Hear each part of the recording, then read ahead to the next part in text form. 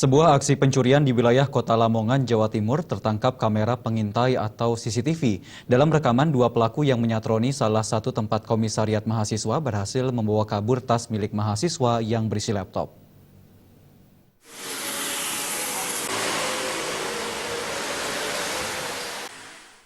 Di lokasi berkumpulnya aktivis mahasiswa, Komisariat Himpunan Mahasiswa Islam yang berada di Jalan Kusuma Bangsa Regensi, Kota Lamongan inilah pelaku pencurian terekam kamera pengintai atau CCTV.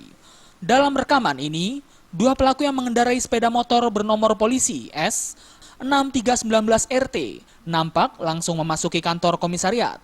Satu pelaku bertugas masuk ke dalam kantor, sementara satu lainnya menunggu di atas sepeda motornya.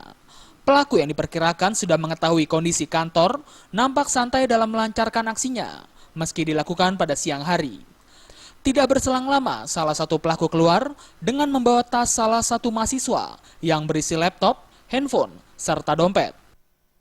Iya benar, kejadiannya sekitar antara jam 11 sampai jam 12 siang.